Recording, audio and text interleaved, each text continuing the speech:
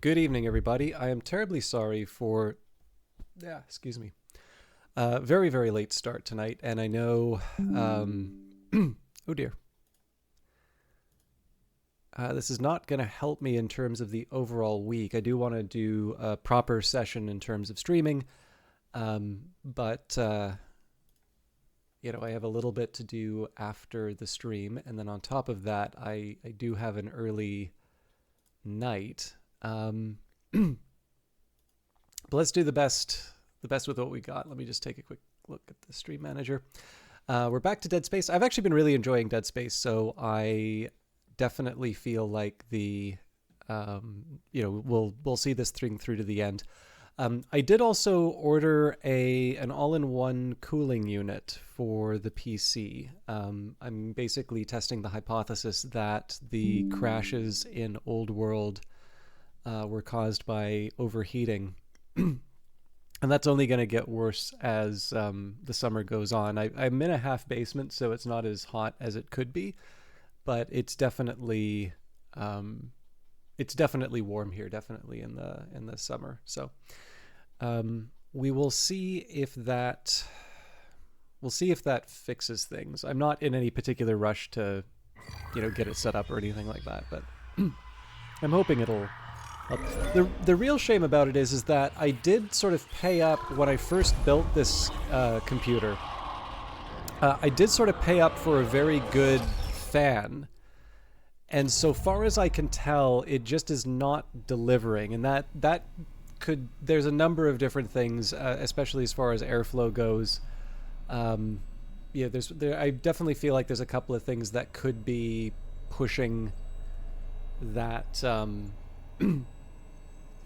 That problem, but I don't know. For those of you that are kind of interested in the background on this stuff, Seymour Cray, and there was a Cray computer company. It's owned by, I think it's HP Enterprise now, because HP isn't even really HP anymore. There's HP, and then HPE or HP Enterprise is actually a standalone company now. It's a little bit like how IBM used to have the ThinkPads, and then that was bought by Lenovo, and IBM isn't even IBM anymore. IBM is IBM and Kyndryl. So these, and in fact, somebody might have written something on conglomerates not that long ago that you all can read.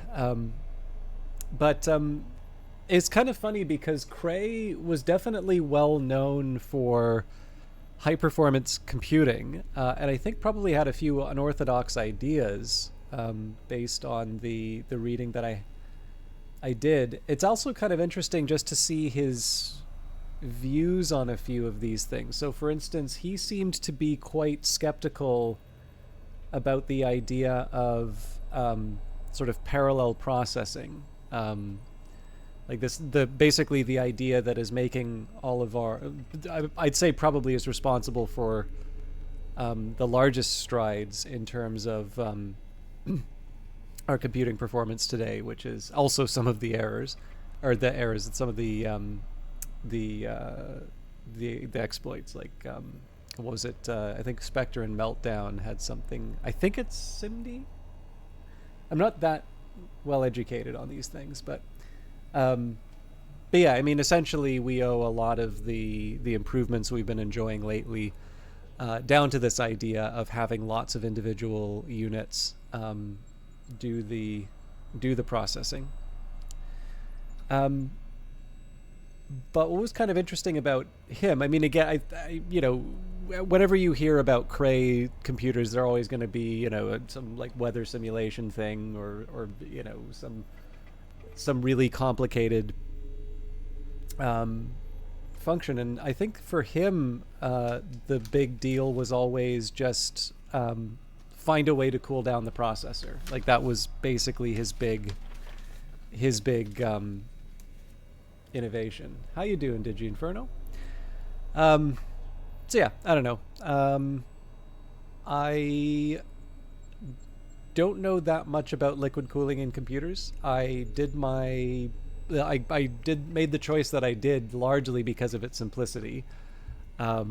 but I can definitely see I can see what makes it. I'm glad to hear it. I hope you're enjoying it. I don't know. It seems more of the processor will be covered by the cooling apparatus, which is nice. I have an absolutely gargantuan case, so that will it can kind of accommodate the larger of the units. Overall, it just seems to be, if I'm going to go for it, these are probably the best conditions under which, and I found a good price for it. So, anyways, hopefully that will result in some improvements for the stream overall. Now, here we go. Find the SOS beacon, and okay, find Kyne's mining deck hideout. I am on the mining deck, I believe.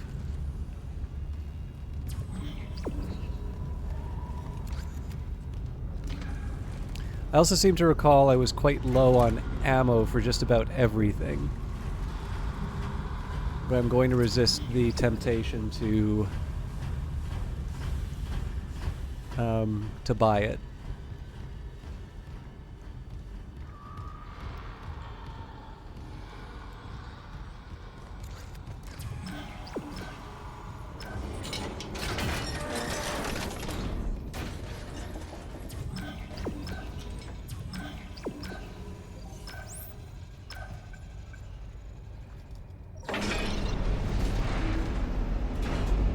Anyways, the trouble getting started notwithstanding, I hope everybody's doing well.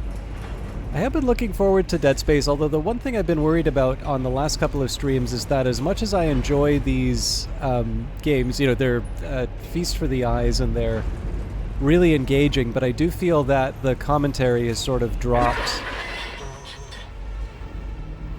Hammond? He must be in the vents on the crew deck. They're bringing something in.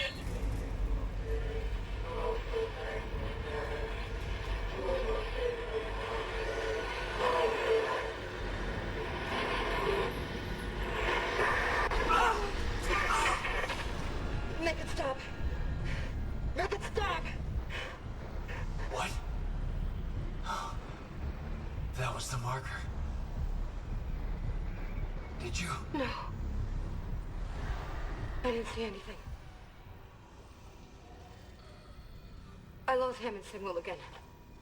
Just get the SOS beacon. I want off this fucking ship.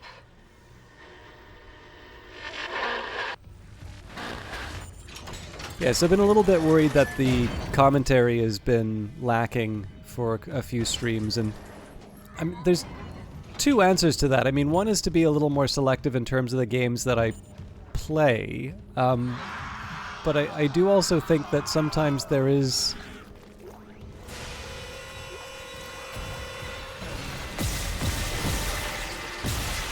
Oh, this is gonna suck.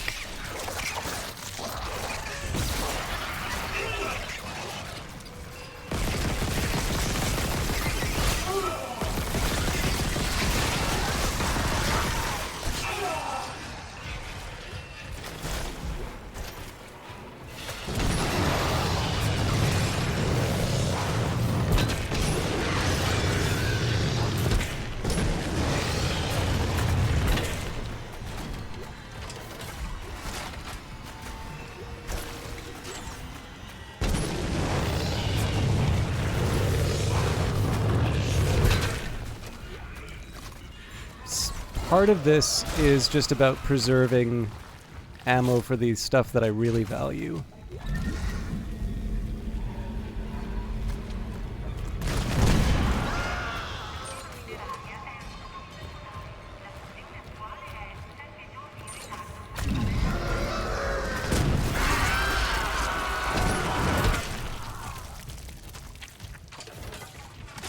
Alright, so yeah, not great.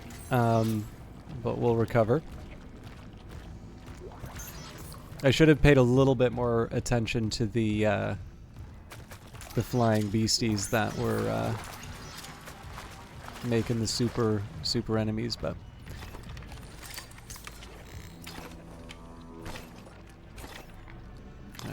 coming up short on just about everything.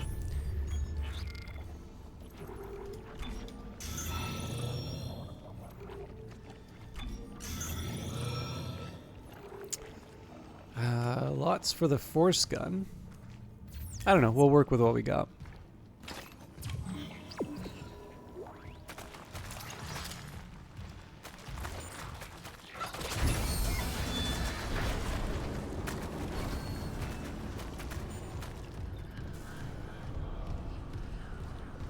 I'm assuming here that the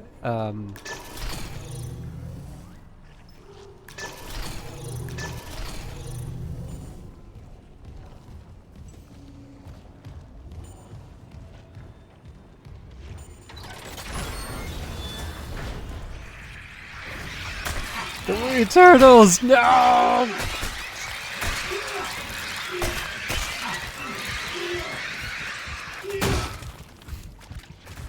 That's a nice chunk of health I lost for no reason.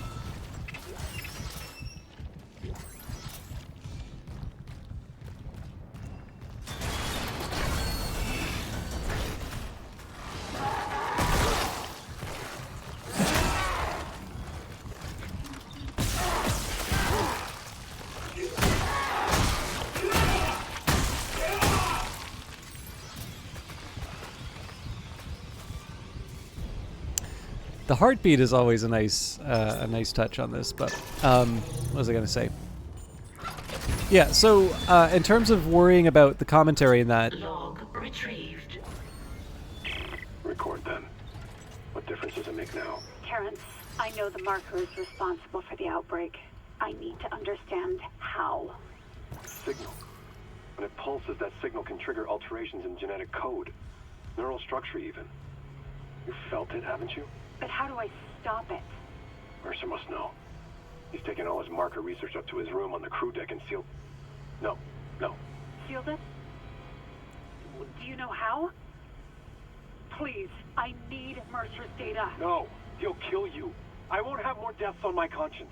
Unitology was all I had after I lost Amelia. Look what it's come to. Terrence, listen. I mean, if it weren't for you, I never would have made it this far because you made me stick with it. Well, just remember, I'm giving you up for 6 months so you can do this. You loved Amelia as much as I love Isaac, but if I can't cure this outbreak, I'll never see him again. Please, help me. 39277. If you must get into Mercer's room, that code should still work. Thank you.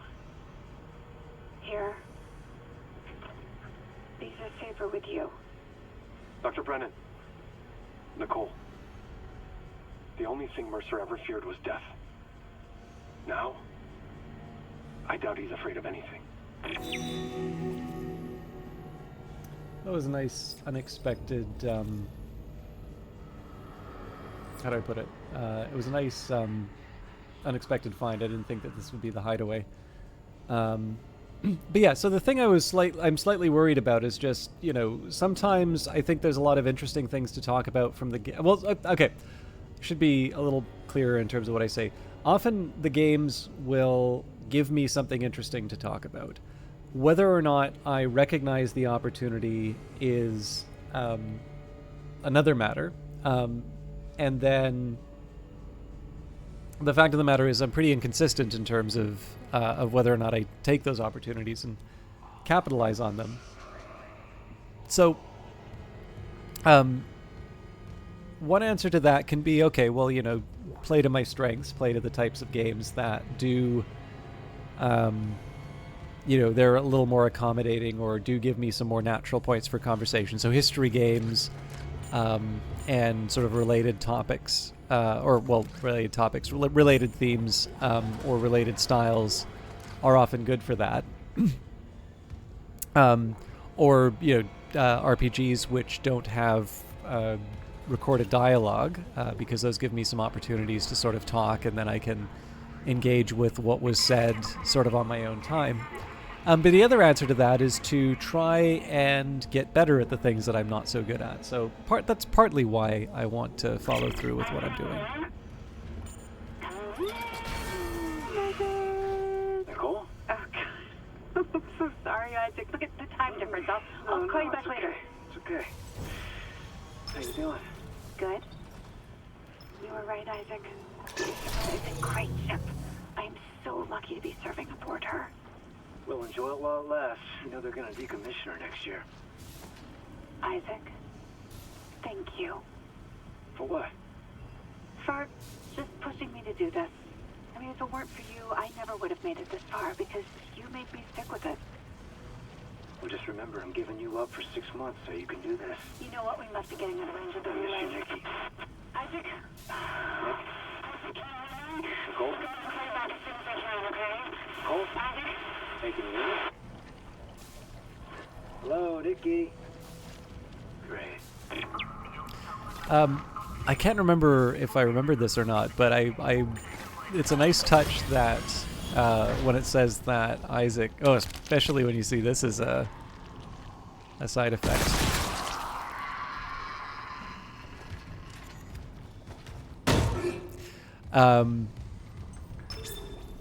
Yeah, this idea that, thanks for pushing me to do this, Isaac. The level of responsibility that you feel for the situation that she's in is a neat touch.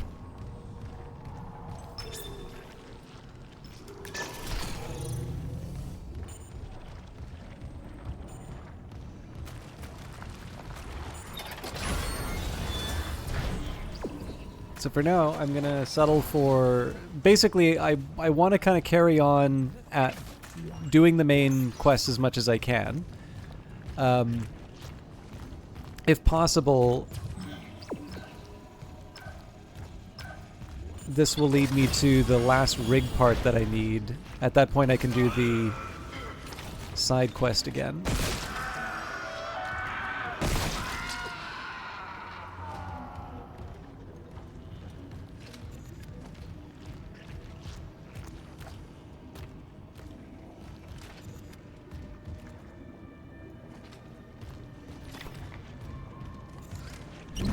This seems like a perfect recipe for things to ambush me on my way.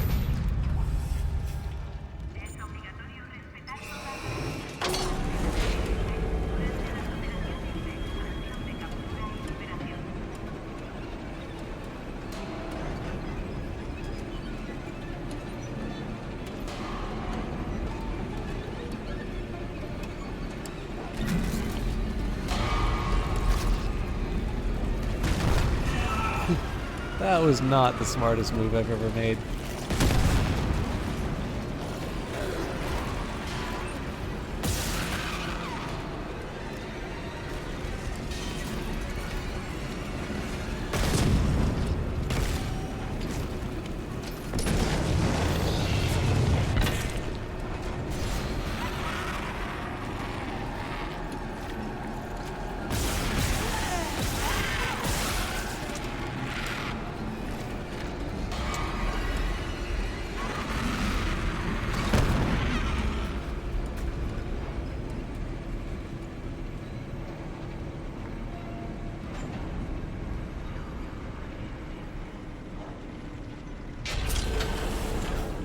So I think Isaac. before...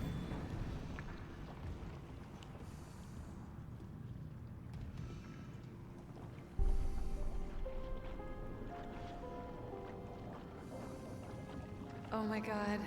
I can't believe you're here. I thought I'd never see you again. I'm gonna get us home. There's an SOS beacon nearby. We can call for help. Beacon. Right. They locked it in the workshop, but my clearance can get us in. This way.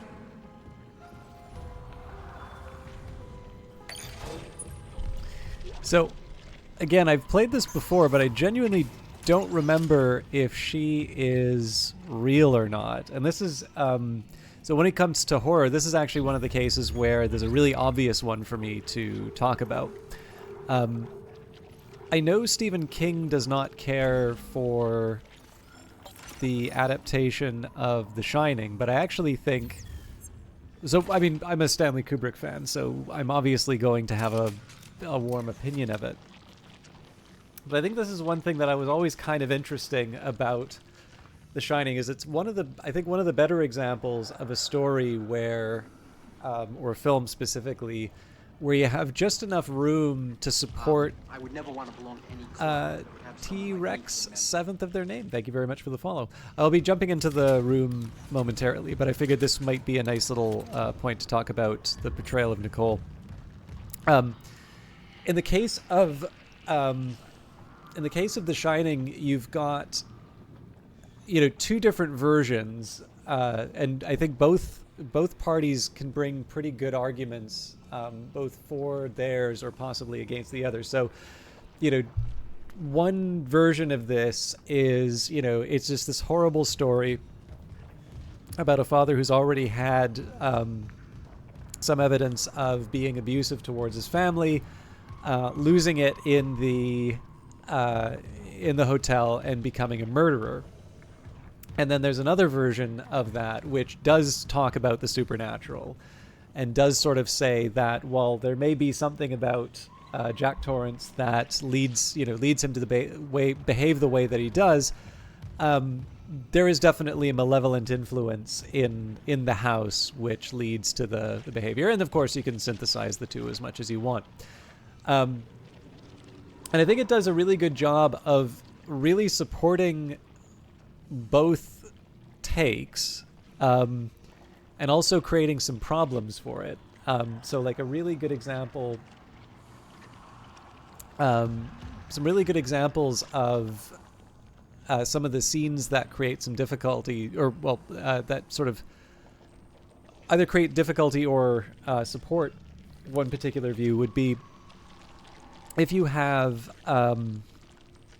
like the scene in the walk-in freezer, right? He's locked up, and he has a conversation with the ghosts, and very clearly the door opens. Now you don't necessarily see who's on the other side of the door, but he's been talking with the ghosts, and so it invites the question: well, how does he get out if it isn't through that supernatural assistance? And of course, it does. I think it's reasonable to say that there are. Lock the workshop from here. Nicole, there's so much I need to tell you. I know. We'll have time. I promise. Let's get you that beacon. Everyone's counting on us.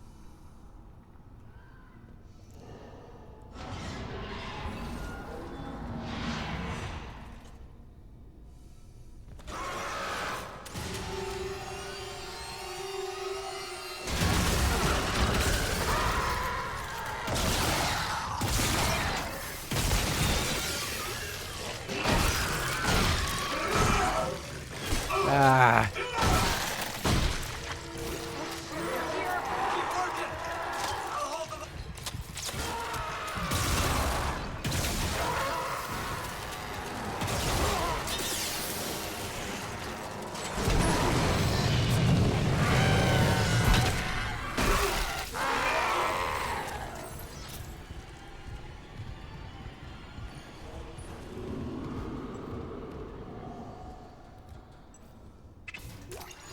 It's done.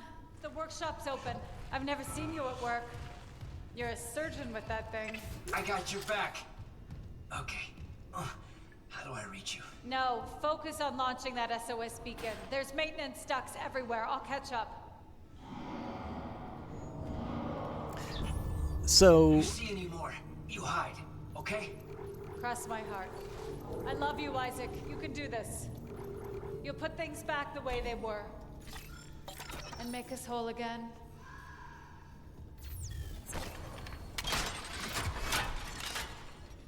So we've seen Nicole before, and she's very specifically said things that we would want to hear. And there's definitely at times when we know that what we're assuming the beacon is, we're assuming that the kinds of effects that the beacon will have on people are sort of active. Well, this is a time we have sort of a flesh and blood person in front of us. And they're opening doors, right? So obviously this game would want to answer the question, who is it that's opening these doors that Isaac, doesn't have the access code for?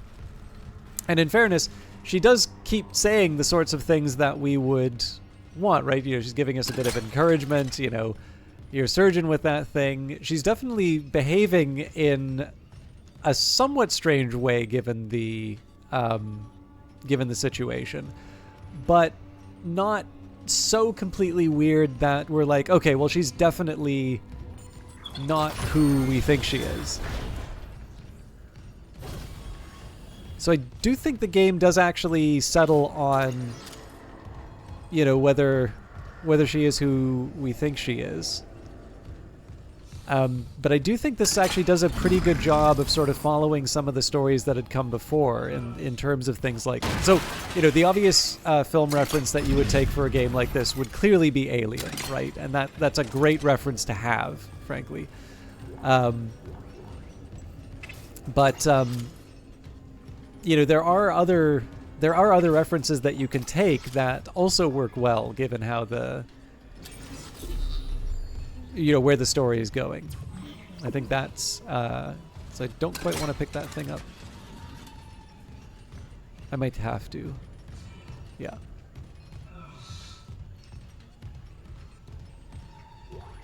I also never really noticed the groans when you're on low health.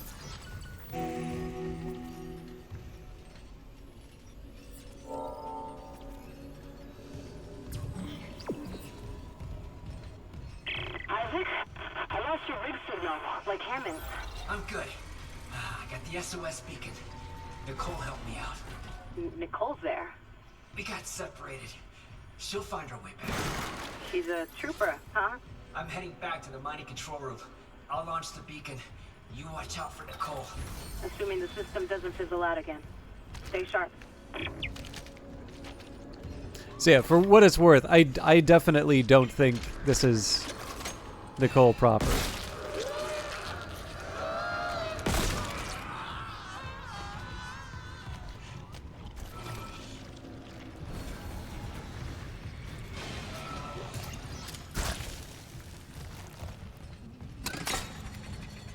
It's probably better for me to...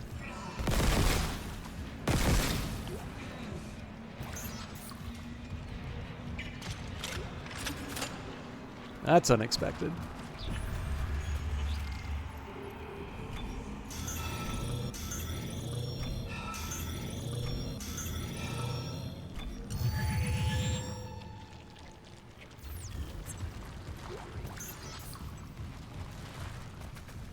I was trying to conserve what I could, but obviously I don't want to do that at the expense of...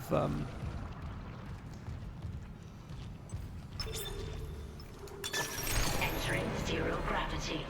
I don't want to do that at the expense of losing losing items or losing progress.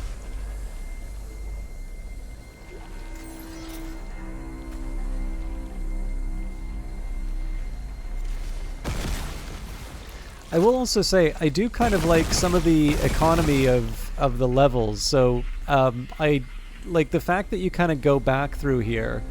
Normally when you use up resources to defeat an enemy and you can't reach the area... Alright, something wants me dead. There we go. More than one.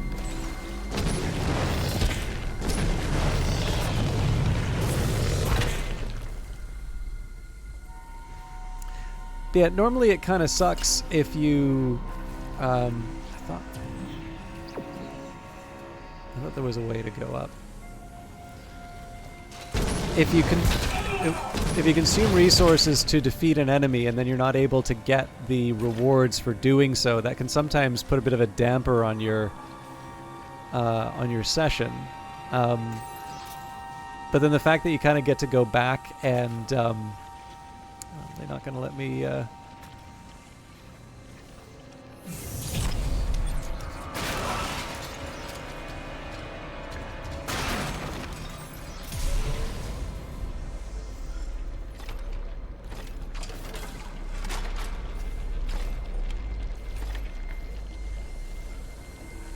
The fact that I kind of get to go back and pick up some of the goodies is nice. Like I said, it's not something that I was thinking at the time. But also just, you know, this might be a feature of the game's age. Because the thing is, like, I don't know that there's a big gap in terms of the gaming knowledge that I have. A lot of sort of big classics that people really like are games that I either haven't played or I've played after lots of games that have been inspired by them tend to, have already come out. So an example that I would give here would be like I've never played the Dragon Age series. Okay, well, I'm happy to turn off the anti-gravity, but why did I do all of this if I'm just going to wind up back in the spot I was before?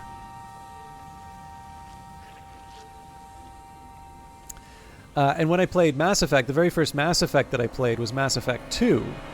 And I don't think I'd ever played anything that could sort of be counted as a AAA game before.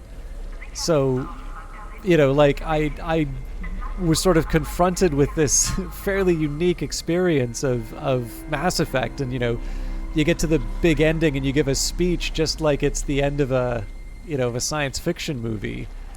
And I absolutely live for moments like that in the series. They're a real highlight for me. But my first reaction to that was like, how long has this been going on? This is amazing. So, there is definitely a shift, and if nothing else, I think the fact that I've had that experience leads me to look for those kinds of differences over time.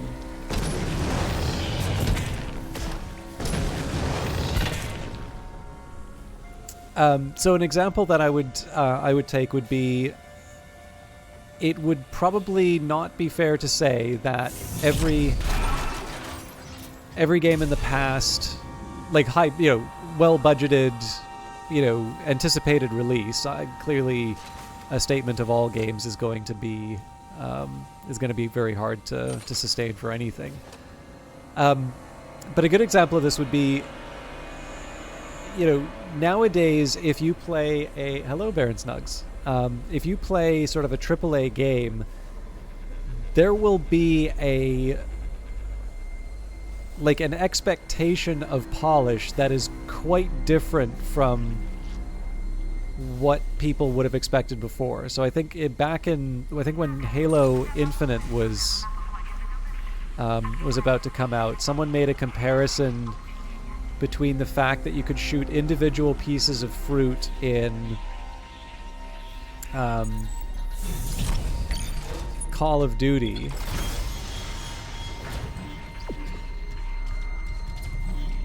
okay. Don't mind taking some time to just run around and see what's up.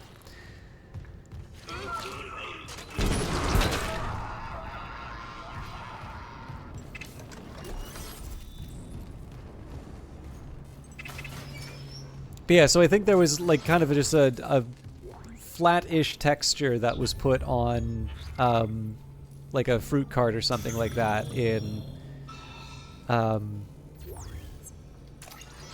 Halo, and you'd shoot it and kind of the whole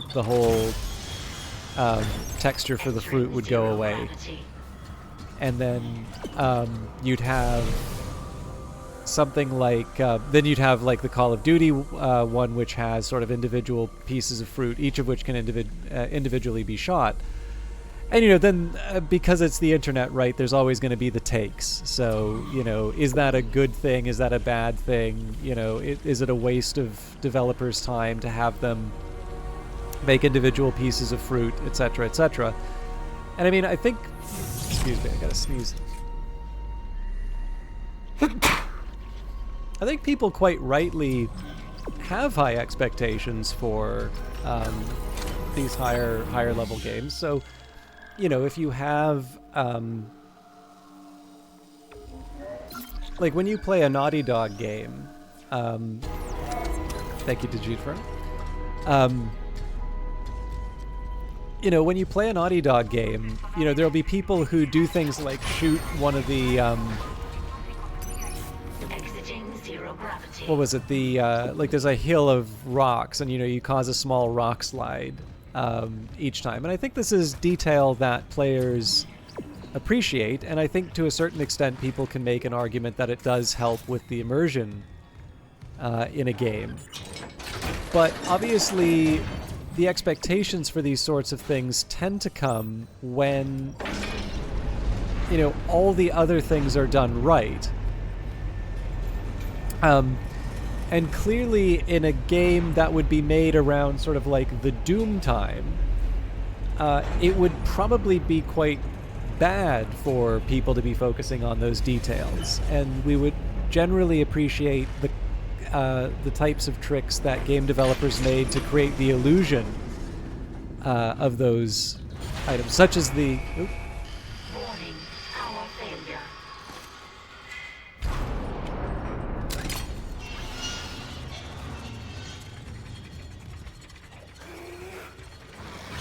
Something's on its way.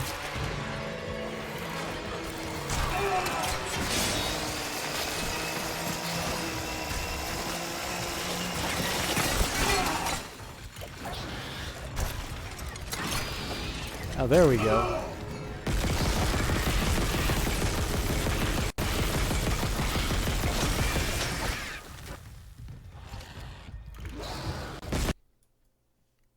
And the game crashed.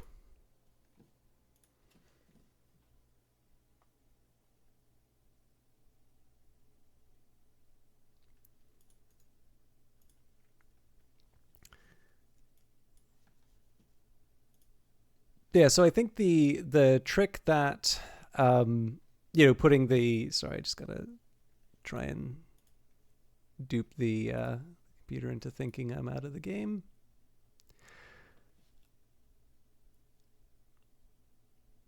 So if you if you go far enough back, this idea of having a single texture representing a collection of fruit, that's just how that's done.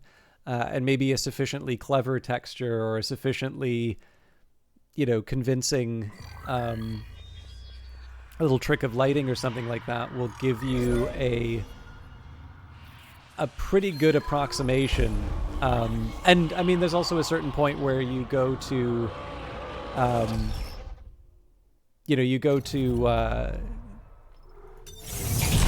someone who wants more, like anybody who walks up to a wall and tries to count the individual bricks and is disappointed somehow that it Exiting zero gravity. that it is not in fact made of individual bricks, but rather there's a bit of visual trickery to turn a flat object into something that looks like it has depth. You kind of need to say, well, like, what really could we have done to make this person happy? Sorry, just give me a quick second here. I need to... There we go. I'm definitely of the opinion that not every customer needs to be pandered to. But one big reason for wanting to... to have some of these things is that we're also more capable of them. So again, once upon a time when you're, trying to make something like a Doom and you are kind of fighting for every cycle that you can get, Warning, power failure. taking the time to, realize individual pieces of fruit,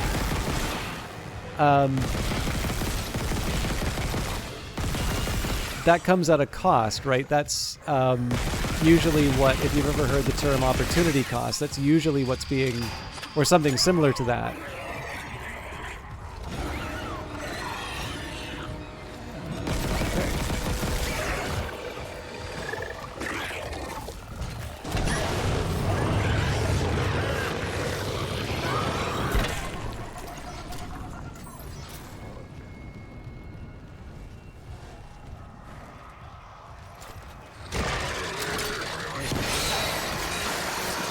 It's got armor, damn it.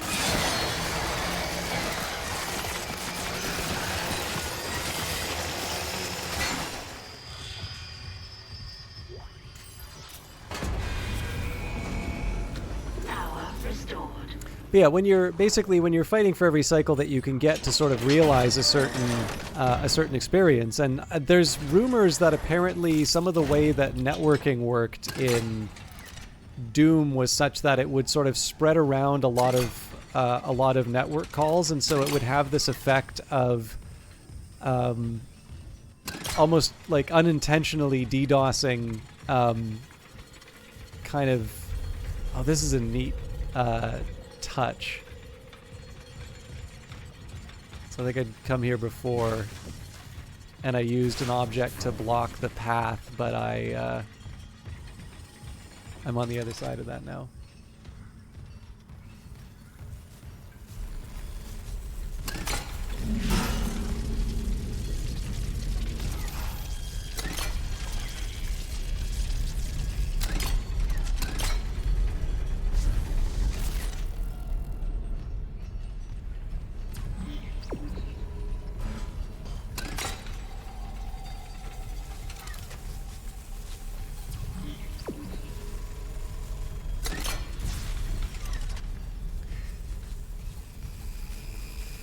Anyways, so the reason why I'm kind of going on too long in this case, but one of the reasons why I'm taking the time to sort of go over this is that I don't quite know where Dead Space falls on the spectrum of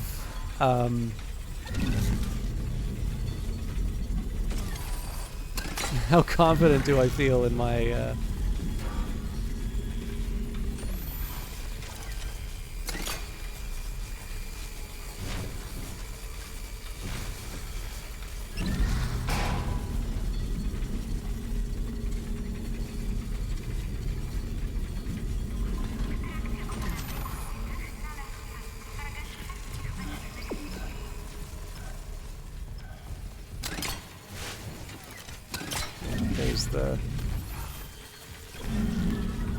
There's what I was looking for.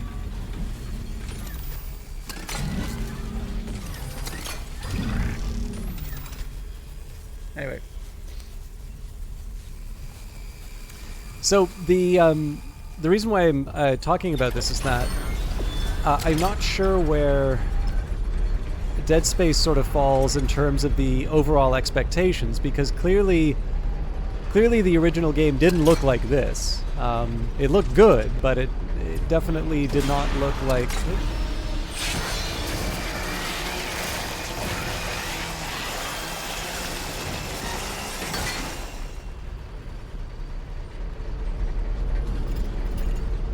You know, it wasn't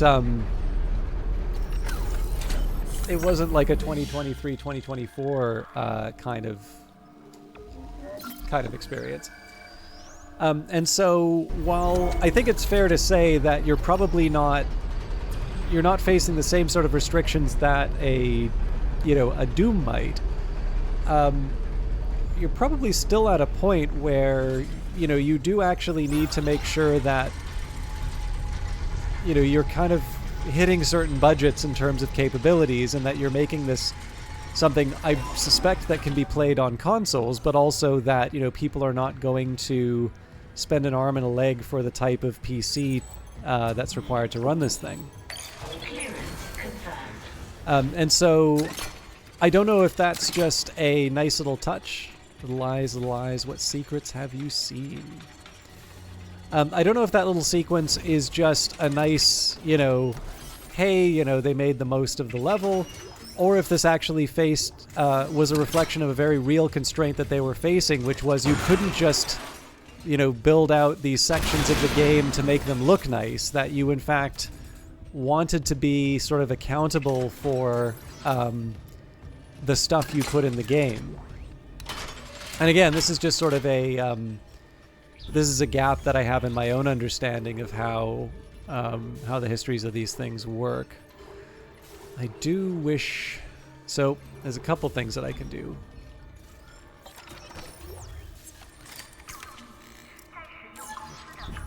Let's take the time to swap out all the items.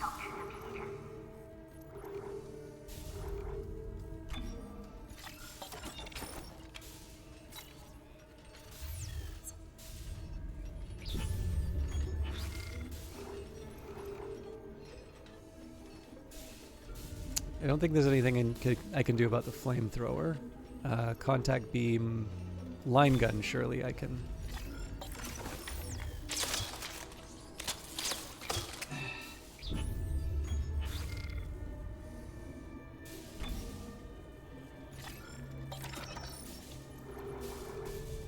Yeah, we'll work with what we got there. But yeah, I don't know. If nothing else, I just kind of like the I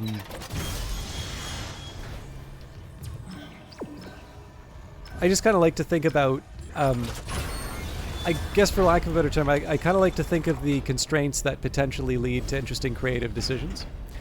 The idea that it's possible that in addition to just wanting a cool looking level, that one of those whoever developed the that particular level was also faced with the idea that you can't just put something in because it looks nice. You actually need to give something that the player can experience, and in this case, I think it worked very well. Granted.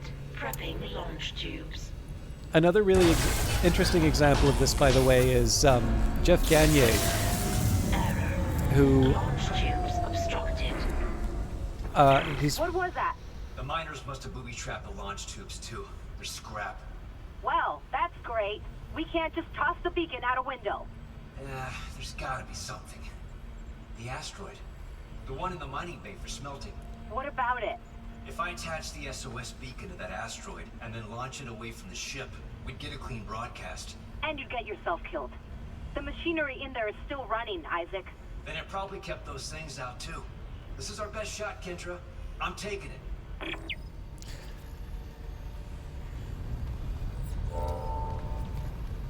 So Jeff Gagne did a really interesting breakdown of the Battlefield 5 introduction. And for those of you not familiar with it,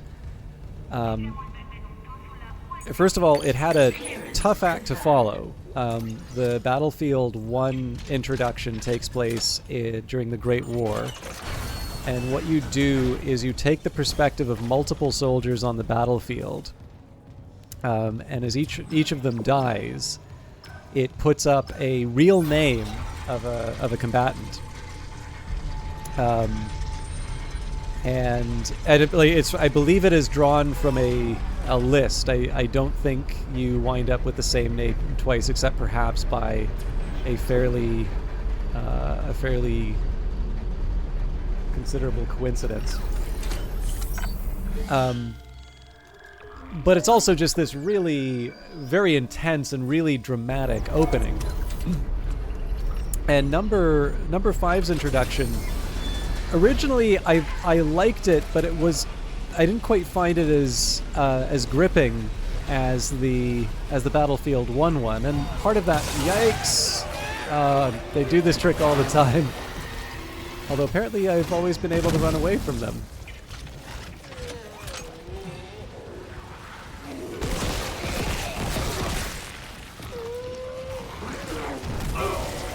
Alright, that time didn't work.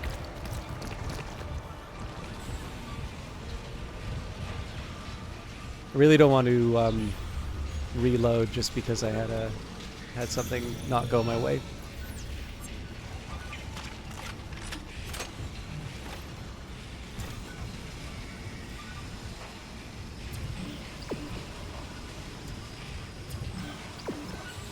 So in the case of Battlefield 5, it gives this introduction of all of the different environments that you'll be fighting in. It gives this overview of the war, and it's an interesting one. It's just one that maybe didn't quite grip me the way that the previous one had, and the designer behind it, again, Jeff Gagne, who I believe was originally Canadian, but I also think he prefers where he is now, did this breakdown of the level. And I said, this is really interesting, this is really great. It did feel a little short. I think I said, it felt a little short, but, it's really impressive to see this level work, because essentially it was a Battlefield map that it was one map, but looked like sort of multiple levels on its own. I was actually really impressed when I saw what that looked like on its own. Ah, damn it.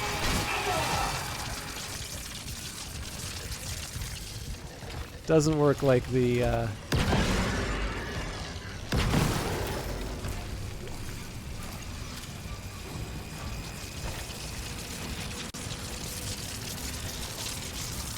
can't remember if I can pick these things up. I'm guessing no. And the game crashed again. Alright, that's a little bit of a worry, actually. 2 crashes like that in close proximity is usually a sign of something concerning. There's a little diagnostic that I can run, but I'm going to try my best here. But yeah, anyways, like I said, it was an interesting thread. I learned a little bit about how that was structured, and there's actually a couple of, I don't know, tells. Like, if you know what to look for, you can actually see, I think, like, part of, I think it was, like, El Alamein or something, in one of the sections, I think, in Norway or something like that. But yeah, in answer to the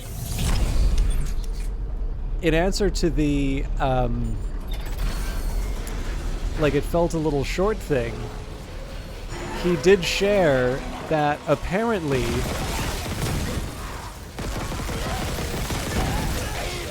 the requirement for that sequence was that it be loaded while the rest of the game was downloading. So this is the thing that I'm not that familiar with consoles, but apparently there's a requirement from the platforms that that people basically be able to play the introductory sequences while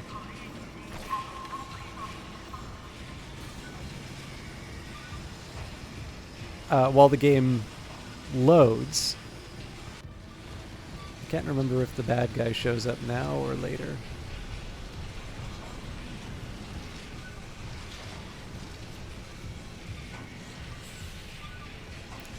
So as soon as he explained that, my understanding went completely from, like, okay, this was, you know, cool but a little short, you know, especially compared to the original, to, my God, how did they actually pull all that off? To which his answer was basically magic.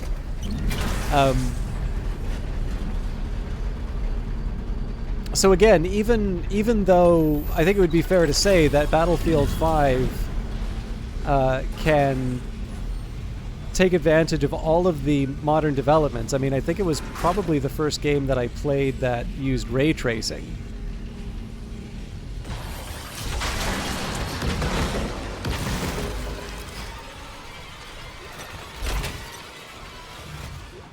I wonder if there's something I can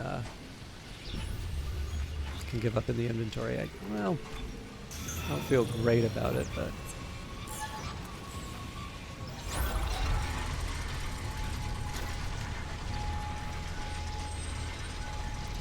But even something that has the advantage of sort of a modern, you know, the modern improvements. So better processing power doesn't just allow you to do better physics, it allows you to use compression.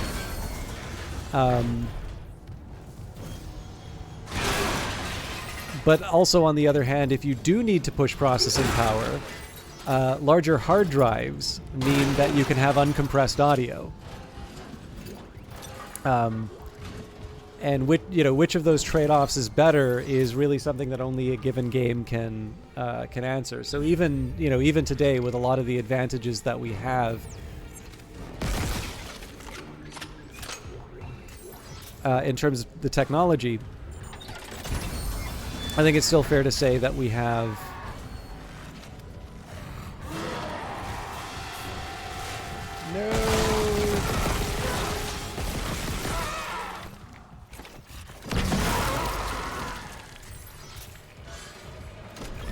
now I can pick you up.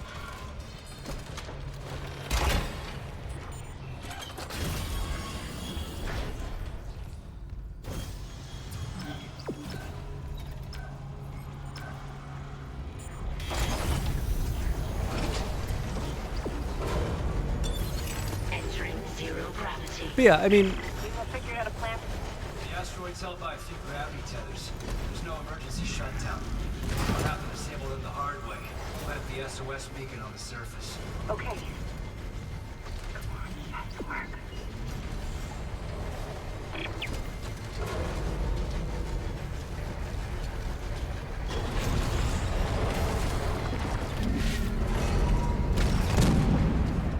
okay, that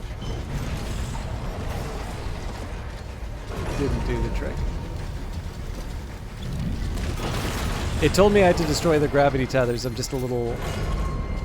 I didn't quite parse... or maybe it's specifically this thing that I need to destroy. Although the fact that I can recharge the...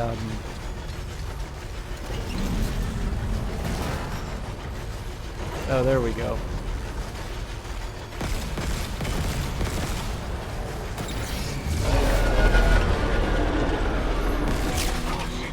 Gravity tether disengaged.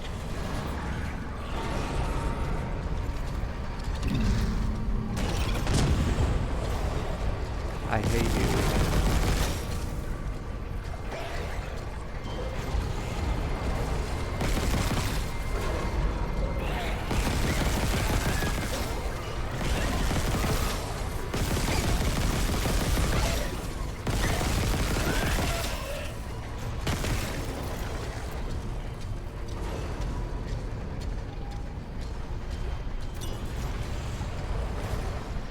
Anyway, all of this is kind of an overblown way of sort of saying that a lot of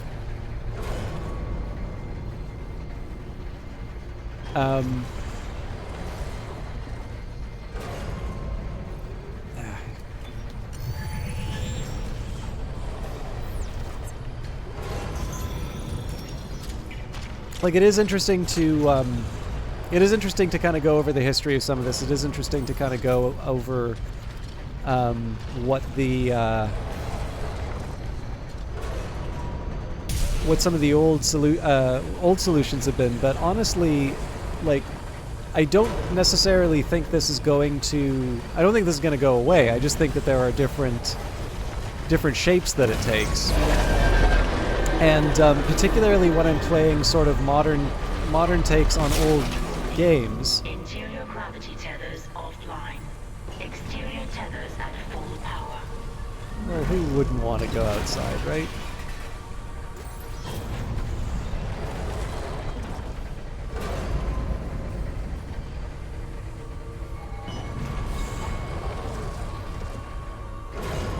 So I imagine there's insta-death if I'm not careful on these. Entering vacuum.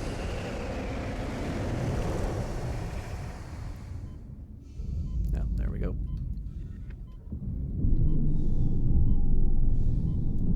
Caution. Gravity tether disengaged.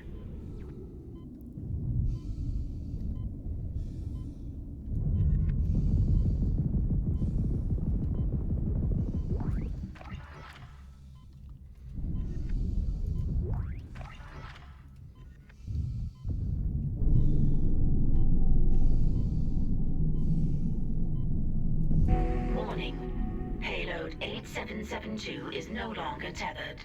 Untrained personnel must leave the mining bay immediately. So just wait for this thing to... Ah! Okay, maybe it's not gonna move. Exiting vacuum.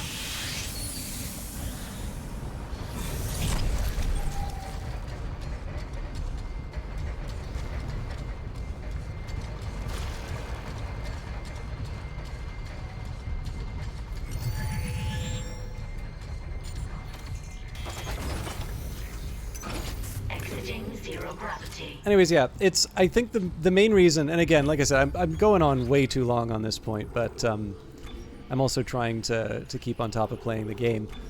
The thing that I find most interesting about it is not necessarily just to maybe talk about where we've been, or like where we've come from, but rather I think this stuff is interesting because when you are playing, a remake of something, or if you're playing, whatever, an update or basically something that was made under a particular set of conditions, and those old restrictions are no longer they no longer apply. It is actually quite interesting to see how some of the old choices are reflected in the new version. And I don't mean to suggest that this is something that like really, sticks out about Dead Space or anything like that. It's more just sort of an appreciation of, I wonder how much, basically that sequence that I was talking about is sort of, I wonder how much of that was due to the fact that they needed to make sure that everything that they used was sort of accounted for. Entering zero gravity. That it had some...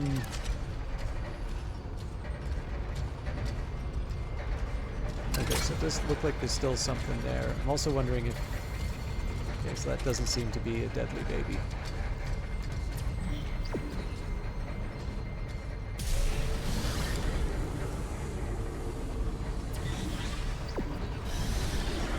Oh, do I have to stick it on outside? Well, that's just unfriendly.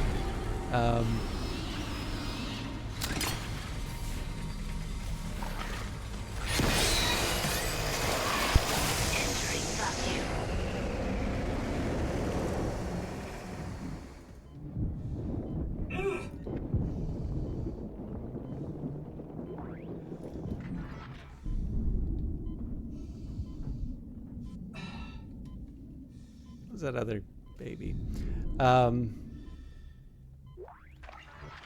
Sorry, again, failing to make the point in a concise way.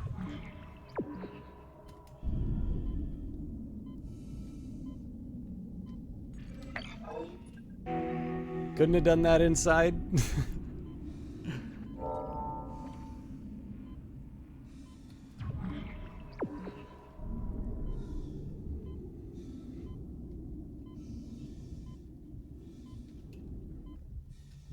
Yeah, I don't know. Like, it's also one of the things that makes, I guess, to me, it's also sometimes nice to have something to do in an older game, rather than, complain about the fact that we seem to be out of ideas, right? I don't even necessarily mind the existence of games like this. Like, I think this is a really great game, and I'm really glad that they're doing a,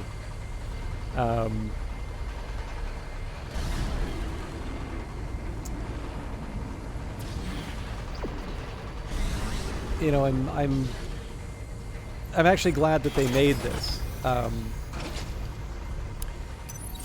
Exiting zero gravity. But in some cases, it does sometimes feel, I don't know, like it can feel a little discouraging. Actually, weirdly enough, again, EA, I don't feel is ever going to get the respect that it deserves for what it's doing. Once again, they are kind of much more forward-thinking than their peers. They had, for a long time, exclusive use of the Star Wars license. Then there's now a Ubisoft Star Wars game coming out. But while EA has at least had the option of doing... I wonder if I'm going to need that, probably.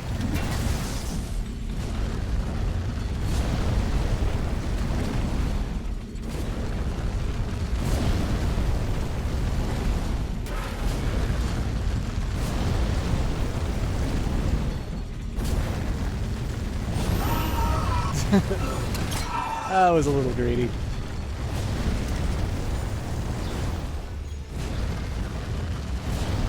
Oh, I don't have the 3 either? Yikes.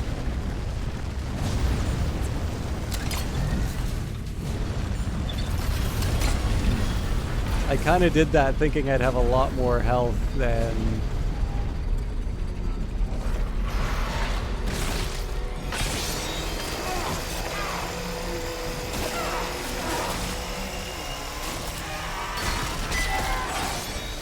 I'm gonna do my best here, but no promises. Oh, this is terrible.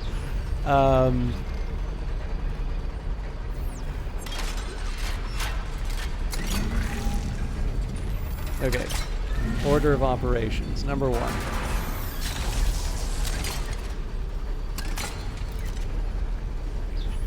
I think I can drop these things without and pick them up after. Yes.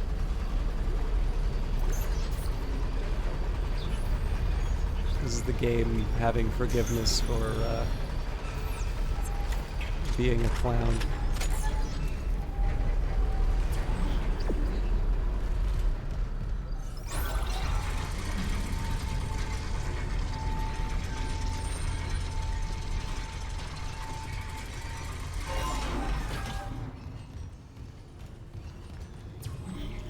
All right. Again, I'm sorry if the commentary has been a bit dry, but let's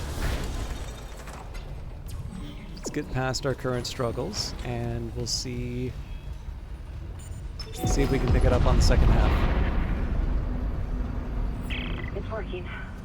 The beacon's online, broadcasting wideband. I'll align the receiver. This will take a minute. Head on back to the tram station.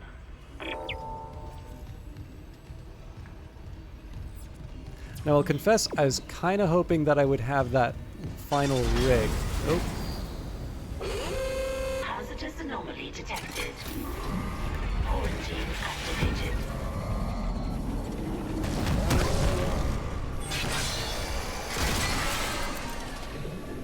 That's not gonna help me at all. Quarantine ship with that hunter there, the system can't lift the lock. I'll try.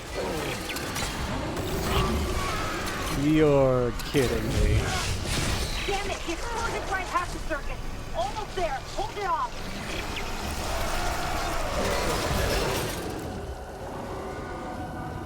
I got it. Hit the manual release. Manual release is ready. Wrong button.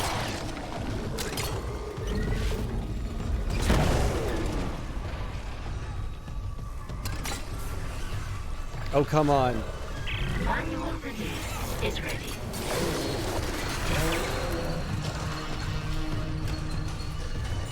Quarantine lifted.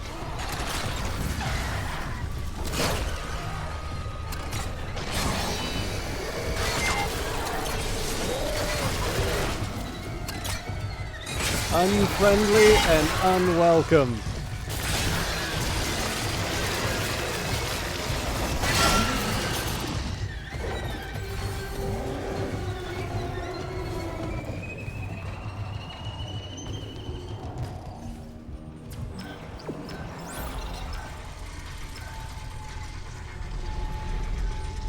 Didn't take any health loss, though.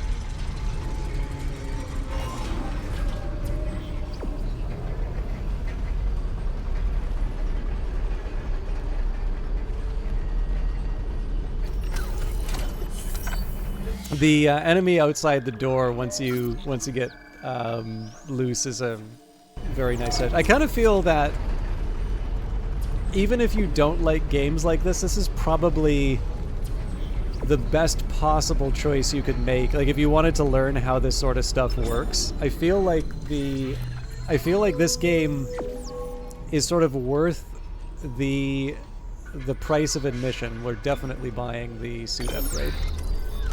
I feel like the price of admission, it's worth the price of admission just to sort of learn all the different ways that you could sort of pull the rug out from under the player, but in a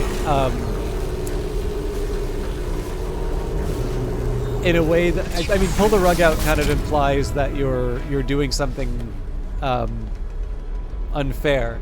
Like, to just add that extra layer of surprise. That was unexpected, but definitely, quickens the pulse. I feel like, from the very beginning of the game to these later sequences, it always kind of continues to deliver. I'm wondering if the... hello, Mad Dad. How are you doing? I am debating on picking up the med pack now. There's a lot of upgrades that I can go for, though. I think I'm going to resist the urge. And I am going to pick up a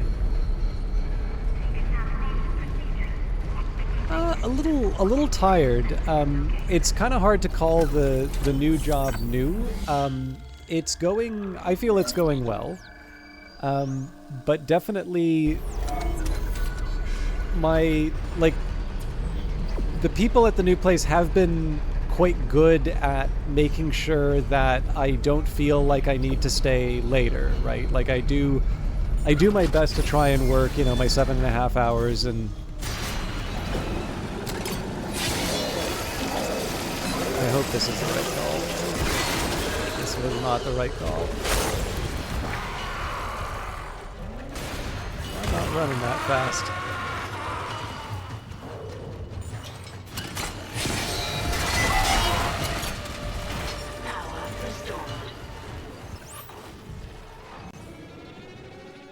I think the game might have crashed.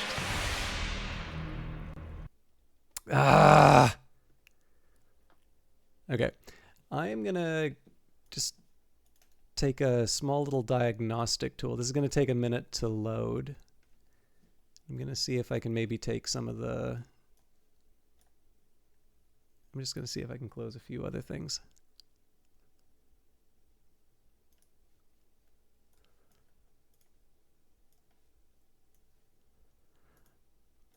I suspect it's probably a me thing, Mad Dad. Like I don't mind spreading the blame where the blame is deserved, but I imagine this might be a problem on my end. Okay. Let's see if there is something I can do here.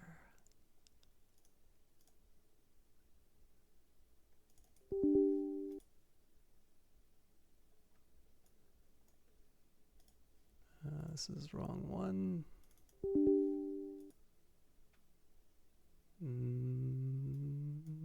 Wrong one.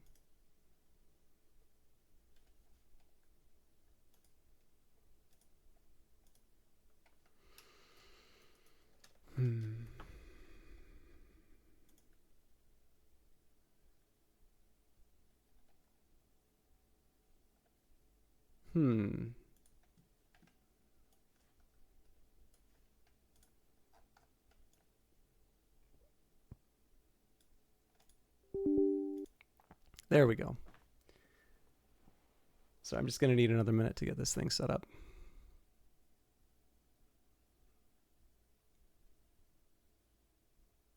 So the catch here is that if I want to... Okay.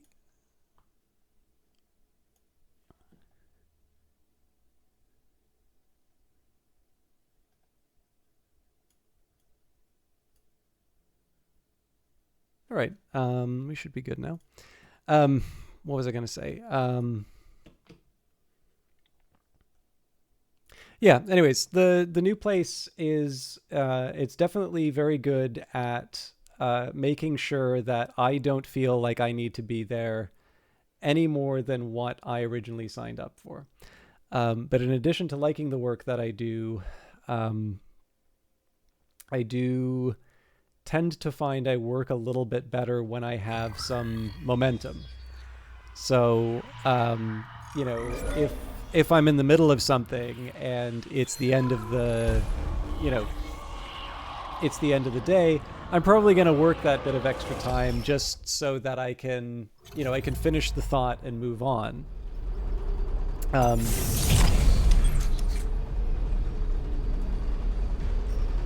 Now I suspect I'm going to have to do all that shopping again, so I think I will go back and save next time. Apparently not.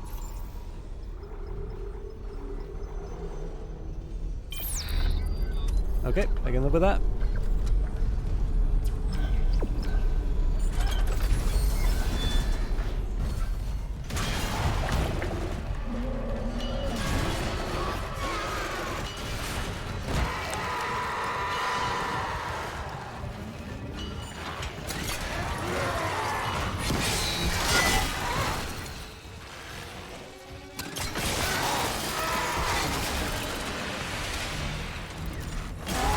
That just sucks. I don't know if I'm gonna survive it. Oh, yeah.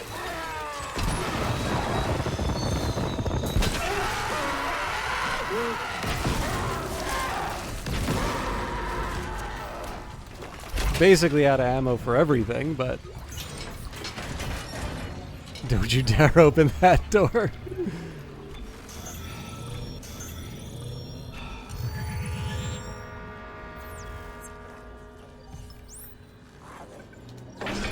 Definitely did that better the last time, but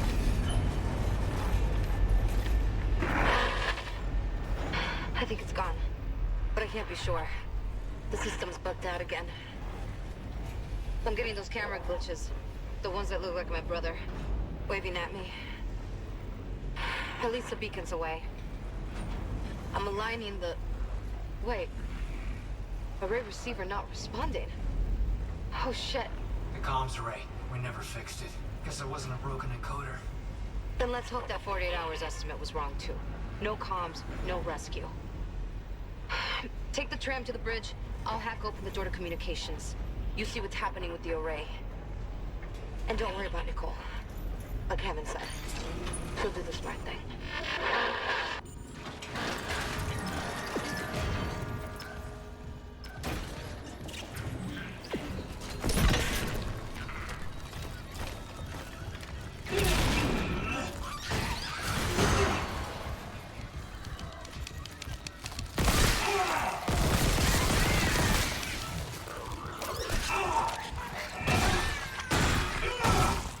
the little crawly ones are the worst. I don't think I'm going to save here until I can find a little more health. Clearance confirmed.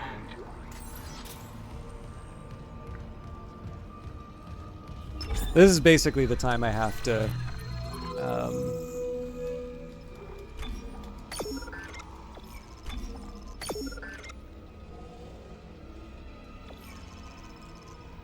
we'll get a third.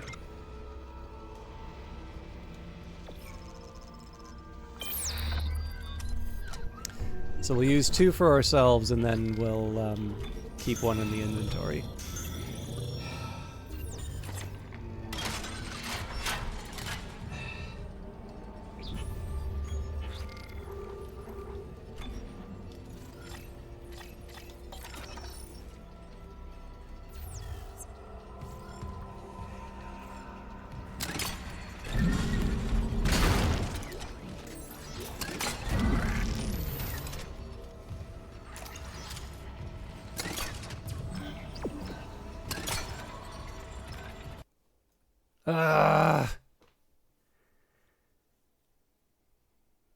Yeah, so the thing I'm trying to avoid doing here is resetting the machine, which I maybe should have done at the very start of the stream.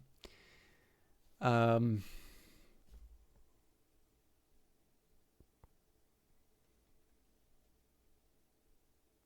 honestly, the number of times I've crashed here,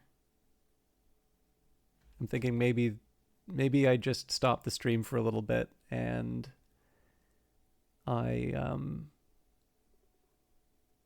do that.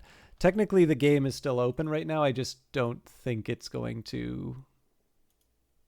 I don't think it's going to come back on its own. So yeah, actually, tell you what, I'm going to do that right now. So I'm going to end the stream right now, just temporarily. It'll basically be kind of like a break, except I'm not going to be gone as long as a break, because then everybody will be gone. So I hope you stick around. I am just going to try and do what I can on my end to... try and stop the interruptions, and then we will pick it up from there. So I will see you all in a little bit.